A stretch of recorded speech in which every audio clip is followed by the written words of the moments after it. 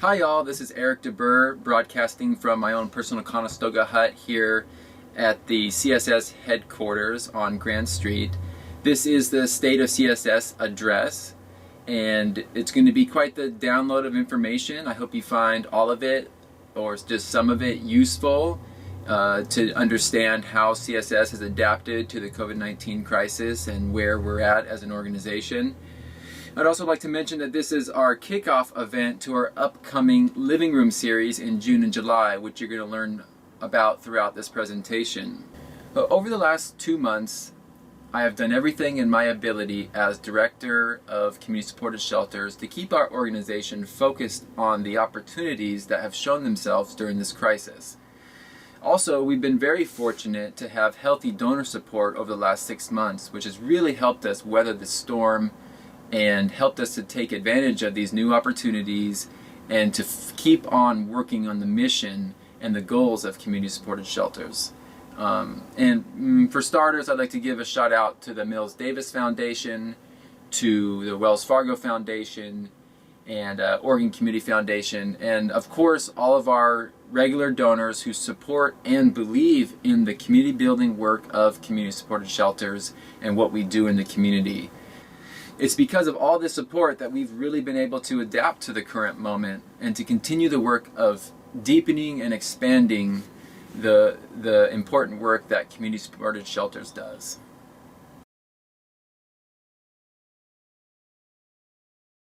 We learned very quickly that the Safe Spot community programs are pretty well designed to handle an epidemic like this.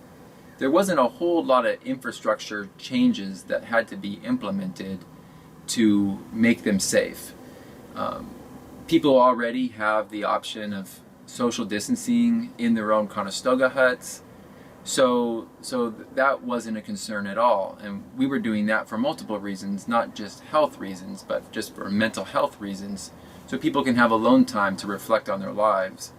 But we did bump up the sort of the routine of getting surfaces that are commonly touched wiped down, and definitely bought more sanitation supplies for the camps. The city of Eugene did step up and help us with hand washing stations at the front of each community, which we're super thankful about. We interviewed a couple of the residents at the Veterans Safe Spot community located on Eugene Mission property. So you can hear directly from them on what their experience has been like during the COVID-19 epidemic. So it's kind of a unique thing because I work for myself, and I was already doing the social distancing. And living here in camp, I have my distance. Not much has changed except for, I ride, I'm a cyclist. Traffic is diminished, or had diminished tremendously. It's kind of keeping back up now lately. That's another nice thing about here is, we have a good amount of space. We've got these flowers that whoever planted, we can split wood, there's the birds. We got all kinds of wildlife here. Right. It's just, I don't really, I go out maybe twice a week for groceries. And going through all this has been really affirming for me personally that the CSS Safe Spots are a solid strategy for supporting people in need of shelter, and that CSS is really living up to our mission statement of fostering opportunities for community development and safe, functional shelter for those experiencing homelessness in Lane County. I'm guessing that you all might have some other questions about how things have been going at the Safe Spot communities during this crisis. And I just want to let you know that a good place to bring those questions will be to the living room conversations scheduled in June and July. And look at the links below this video and you'll see the dates. Choose a date because the seating is limited, so you want to get your seat soon. And bring your questions and curiosities there, and we'll have an in-person conversation. In the hut building department, we saw big changes on how we build huts during this crisis. We had to give a lot of thought in how we minimize the risk for people who were showing up to build huts. Though I need to mention here that our normally robust hut building crew, they are all over the age of 65 years old, and so we went from having a very independent, robust hut crew to having 0 volunteers. To help out in this situation, we put a call out to new volunteers that don't fall into the vulnerable age category, and held 3 hut building training sessions. So we started the process of making a second hut crew. But this epidemic really pushed us to explore that possibility of what does it look like to work with a younger base of volunteers when it comes to building Conestoga huts. So we held a series of 3 trainings with these new recruits, and I definitely did miss the efficiency and the independence of our original seasoned hut crew. But it did show us that having a second generation hut crew is a possibility for the future, and that there are younger folks out there that are eager to be part of this shelter movement that Community Supported Shelters is leading.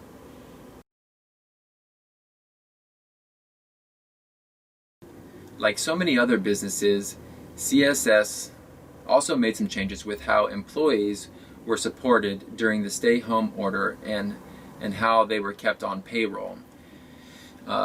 We implemented paid time off, which you might have seen in one of our update emails, and we all got really familiar with Zoom meetings, so employees could work from home.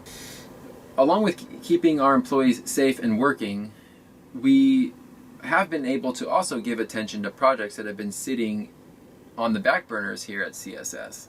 Our employees were able to continue doing meaningful and important work for the growth of community-supported shelters. So one of these projects is a data collection strategy for CSS camp facilitators to use in tracking services that they provide to Safe Spot residents.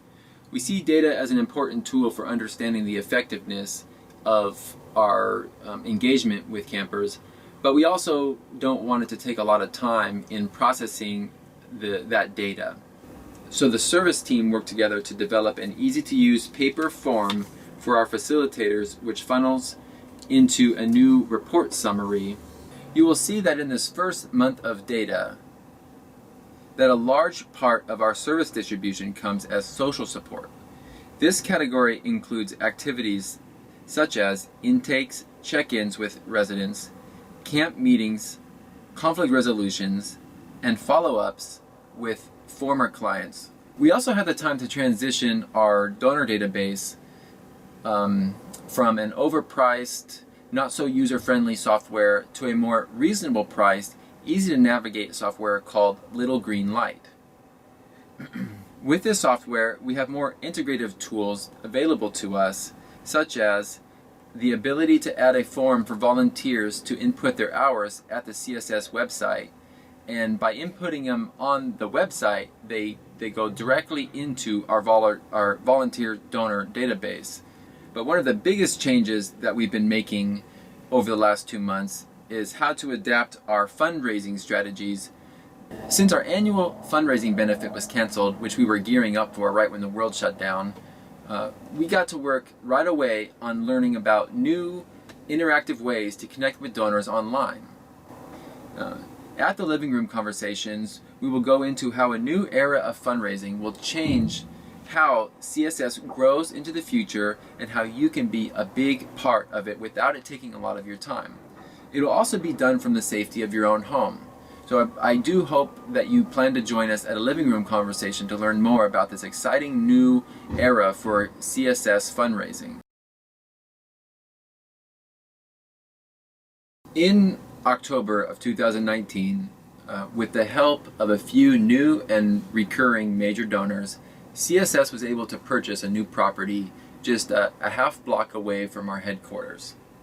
The close proximity has helped us begin the process of expanding our services while also keeping our organization centrally located in the West 11th neighborhood. Over the past couple months, we've built a model pocket site at our new property on West 11th. Up to now, we've only received positive feedback about the impact to the neighborhood and had minimal concerns. I received this text from a local neighbor who shares an alley with the pocket site project. Hi Eric, this is Charlotte. I live across the alley from your new place on 11th. I just wanted to thank you so much for doing what you're doing. It's so much better over there the last few days, and I'm looking forward to seeing how you transform the place. Thank you for being part of the solution to our town's ever-growing problem. During the COVID-19 crisis, this small pocket community stepped up to help the local unsheltered population stay healthy by operating a shower trailer with 2 stalls, handing out critical hygiene supplies, and providing a nutritious meal to people. We call this new service expansion the Neighborhood Reboot Station. We have a few interviews from folks who have been utilizing the services, so you can hear directly from them. And this is your first time at the Reboot Station today to get a shower? Yes, it is. It was awesome. What was awesome about it? The shower. It was really nice. Out there on the streets, you don't have any place to shower except Highway 99, and there's always so many people. I'm not really too into a lot of people, but it was nice. You guys are very wonderful here. They fed us, gave us showers, very nice people. Yeah, you feel taken care of? Yes, Good. most definitely. Good. All right, so how was your experience here at the Reboot Camp today? It's very helpful, and it's the first time I've taken a shower since the outbreak. A meal fed, I mean, it was a lot of fun. The Neighborhood Reboot Station has happened as a collaboration between the City of Eugene, Whitebird, and the new residents of the West 11th Safe Spot community. The shower trailer is provided by the University Fellowship Church, who originally built the unit as a part of their mission and has been providing showers to the residents at the Roosevelt Safe Spot community for over 2 years.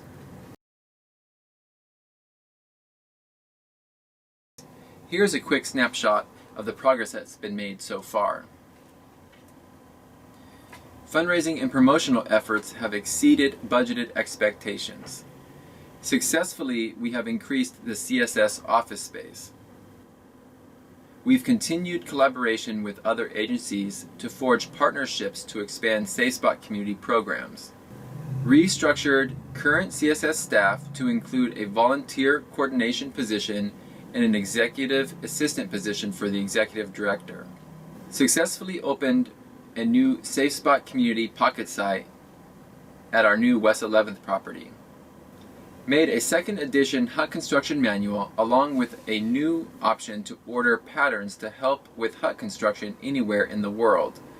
And just now, hot off the press, purchased a new residential property for the development of a co-housing model for Safe Spot graduates, and also a small residential Conestoga hut pocket site. So this concludes the update from community supported shelters, but it doesn't have to be the end. You are personally invited by Faye and I to attend one of our upcoming living room conversations. We want to see you in person at one of these events, which will be a good time to ask questions and clarify any information that you've heard in the State of CSS Address. Events are 1 hour long and are scheduled at different times during the day to accommodate a variety of schedules. Thanks so much for attending this CSS presentation. You can hold my hand when you need to let go. I could be your mountain when you're feeling valley low. I can be a street light showing you the way home.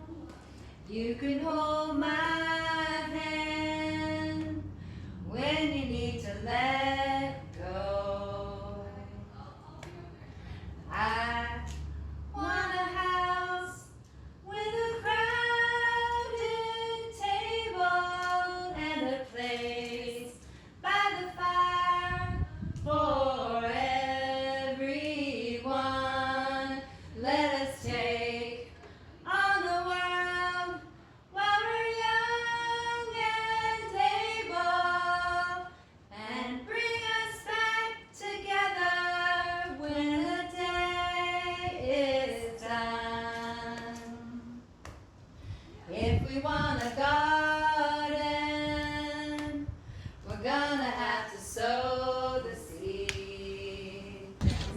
anything else you would like people to know about CSS or your experience at CSS, or You know, in general, I don't think it's really getting out there how important this type of setup is. You kind of get the best of both worlds. It's not like a typical shelter system where you're packed in with, like in a warehouse situation. These huts give individual people individual spaces, and that's the big difference. You know, you're not trading in your dignity to live in one of these places, which is a huge thing. Yeah. And so I want to go and shout from the rooftops that these exist, and people need to consider doing this for dealing with homeless issues. Well, now's your chance to quote unquote proverbial shout from the proverbial rooftop. Yeah, So, absolutely. Final words. Any final words? More huts all across the states. Everywhere needs to have these. Cool.